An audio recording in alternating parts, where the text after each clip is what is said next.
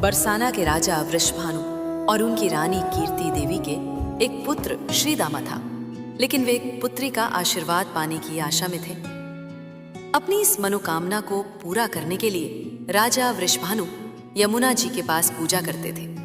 एक अत्यंत शुभ प्रभात उन्हें यमुना की लहरों में एक अलौकिक स्वर्णिम कमल दिखाई दिया। उस कमल का तेज इतना दिव्य था कि राजा के मन में एक परमानंद छा गया। राजा जब वो कमल लेकर महल में प्रवेश करते हैं तो उनकी गर्भवती रानी कीर्ति के गर्भ में भी एक दिव्य स्पंदन महसूस होता है। जैसे ही राजा ने वह अलौकिक पुष्प रानी के हाथों में दिया, उसी क्षण उनके गर्भ से एक अत्यंत सुंदर, कोमल और तेजोमय बालिका का जन्म हुआ। इस दिव्य रूप और तेज की खबर पूरे नगर में बिजली की तरह फैल गई। ये रूप इतना तेजोमय था कि बड़े बड़े ऋषि मुनि और संत भी उन्हें बस दूर से ही देख पा रहे थे। उनकी सुंदरता का वर्णन करना असंभव था। उसी समय वहां नारद मुनि जी का आगमन हुआ।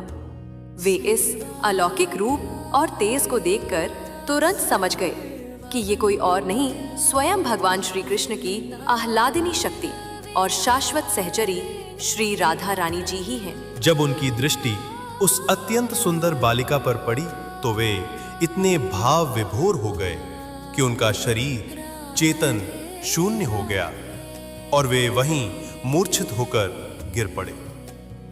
उन्हें होश में लाने के लिए राधा रानी के चरणामृत का जल छिड़का गया और चरणामृत पिलाया गया। श्री राधा रानी की कृपा से ही वे फिर से उस दिव्य रूप को देख पाए।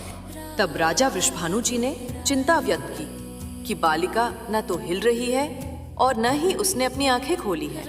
ये सुनकर नारद मुनि जी ने अपनी वीणा उठाई और भक्ति भाव से जय कृष्ण मनोहरिणी का मधुर गान शुरू किया। जैसे ही वो दिव्य वाणी बालिका के कानों में पड़ी, उन्होंने अपनी कमलवत आंखें खोल दी। उनके नेत्र खुलते ही मानो ब्रज भूमि का हर कण आलोकित हो उठा और पूरा बरसाना मंगलमय हो गया। राधा रानी के जन्म का समाचार नंद गांव पहुंचा।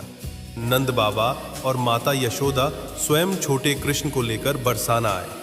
उन्होंने देखा कि राधा रानी के जन्मोत्सव में हर कोई दान दे रहा है। नंद बाबा ने सोचा, मैं ऐसा क्या दान दूं जो सबसे श्रेष्ठ हो। तब उन्होंने अपनी सबसे बहुमूल्य नीलमणि अर्थात स्वयं श्री कृष्ण को राधा रानी को अर्पित कर दिया। बोलो राधा रानी की जय।